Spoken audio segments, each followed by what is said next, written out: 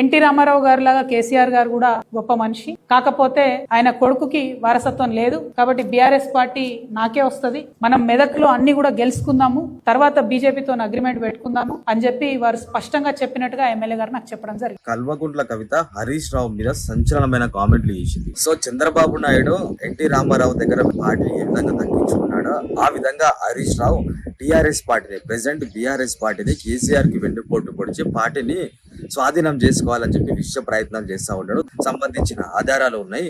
ఎందుకంటే మెదక్ లో సంబంధించిన ఒక ఎమ్మెల్యే హరీష్ రావు మాట్లాడిన మాటలు మొత్తం నాకు ప్రూఫ్తో సహా చెప్పినాడు అని చెప్పి కల్వకుంట్ల కవిత కామెంట్స్ చేసింది.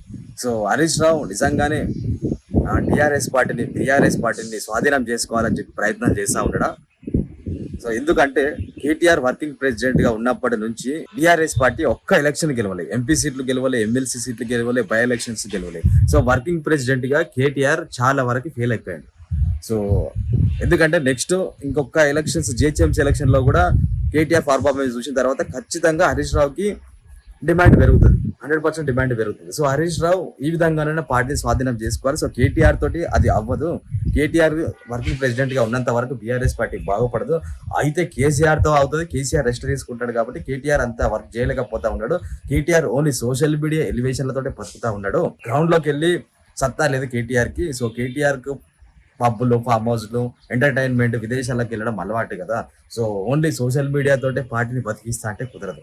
సో హరీష్ రావు నిజంగానే ఈసారి ఎలక్షన్ లో ఖచ్చితంగా జిహెచ్ఎంసీ ఎలక్షన్ కి ముందన్న బీఆర్ఎస్ పార్టీ స్వాధీనం చేసుకోలేకపోతే ఒకవేళ ఖచ్చితంగా బీజేపీలోకి వెళ్లే అవకాశాలు స్పష్టంగా కనిపిస్తున్నాయి అని చెప్పి కవిత ప్రూఫ్తో సహా బయటపెట్టింది. సో హరీష్ రావు నిజంగానే ఆ గేమ్ ప్లాన్ చేస్తా ఉన్నాడా? సో హరీష్ రావు తోటి ఆ పని అవుతుంది. ఎందుకంటే ట్రబుల్ షూటర్ హరీష్ రావు అడుగు పెడితే ఏ ఎలక్షన్ గెలవాల్సిందే. సో హరీష్ రావును నిజంగానే ఈ పని చేస్తాడా ఒకసారి చూడాలి. ఈ జిహెచ్ఎంసీ ఎలక్షన్ల తర్వాత ఒకవేళ అయితేనేమో బీఆర్ఎస్ పార్టీ లాగేసుకుంటా ఉంటాడు, లేకపోతే బీజేపీలోకి వెళ్ళి సీఎం క్యాండిడేట్ గా బరిలోకి దిగే అవకాశాలు స్పష్టంగా కనిపిస్తా ఉన్నాయి. సో కవిత ప్రూఫ్ లేకుండా మాట్లాడదా అని చెప్పి నేను అనుకుంటా ఉన్నాను. సో కవిత మాట్లాడిన మాటలకు మీరు ఏమనుకుంటున్నారు? హరీష్ రావు నిజంగానే ఆ పని చేస్తాడా? బీఆర్ఎస్ పార్టీని స్వాధీనం చేసుకుంటాడా? సో కవిత మాట్లాడిన మాటల గురించి మీరు ఏమనుకుంటారో కింద కామెంట్ చేయండి, లైక్ చేయండి, ఈ వీడియోని షేర్ చేయండి.